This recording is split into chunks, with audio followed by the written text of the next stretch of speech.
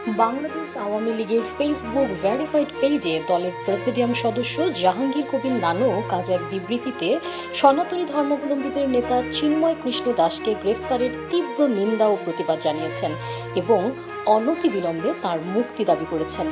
বিবৃতিতে তিনি বলেন, 1971 সালে সুমহান মুক্তিযুদ্ধে এদেশের জাতি, ধর্ম, বর্ণ, শ্রেণী ও পেশা নির্বিশেষে সকল মানুষ অংশগ্রহণ করেছিল। মুসলমান, হিন্দু, বৌদ্ধ, খ্রিস্টানের সম্মিলিত রক্তের স্রোতধারায় বাংলাদেশ রাষ্ট্রের অভ্যুদয় ঘটে। স্বাধীনতা সংগ্রামে সনাতন ধর্মাবলম্বীদের অংশগ্রহণ ও ত্যাগ অনস্বীকার্য। সেই মহান মুক্তিযুদ্ধের চেতনার আলোকে জাতির পিতা বঙ্গবন্ধু শেখ মুজিবুর রহমান ধর্মনিরপেক্ষ ও অসাম্প্রদায়িক বাংলাদেশ গড়ে তোলেন। জাতির পিতার হত্যার পর মুক্তিযুদ্ধের আকাঙ্ক্ষার বাংলাদেশের কক্ষচ্যুতি ঘটলেও তার সুযোগ্য কন্যা শেখ হাসিনার হাত ধরে বাংলাদেশ সাম্প্রদায়িক সম্প্রীতির এক অনন্য উদাহরণ ও শান্তির আবাস হিসেবে রূপ লাভ করে। কিন্তু সম্প্রীতির সেই বাংলাদেশ আজ হুমকির সম্মুখীন। তিনি বলেন, অবৈধ ও অসাংবিধানিকভাবে ক্ষমতা দখলকারী ফ্যাসিস্ট ইউনূসগণ বাংলাদেশকে সাম্প্রদায়িক সহিংসতার জনপদে পরিণত করেছে। অগণতান্ত্রিক এই সরকার দায়িত্ব নেওয়ার পর সকলের ত্রুটি চেপে ধরার চেষ্টা করছে।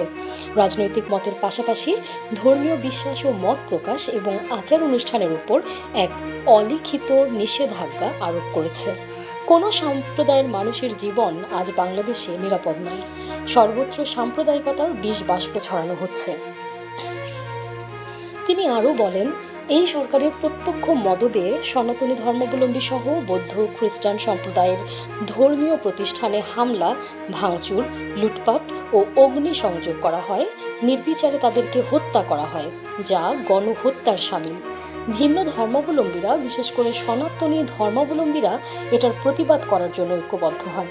তাদের সুরক্ষা নিশ্চিত করার জন্য সরকারের প্রতি বিভিন্ন দফা সম্বলিত দাবি জানায়। কিন্তু ফ্যাসিস্ট ইউনূস সরকার সেদিকে ভ্রুক্ষেপ না করে দমন পীড়নের পথ বেছে নেয়। একদিকে সরকারের মদতপুষ্ট উগ্রবাদীরা তাদের বিরুদ্ধে ঘৃণা উৎপাদন ও কটাক্ষ করতে থাকে, অন্যদিকে আইন শৃঙ্খলা বাহিনী দিয়ে তাদের উপর অত্যাচার নির্যাতন চালানো হয়।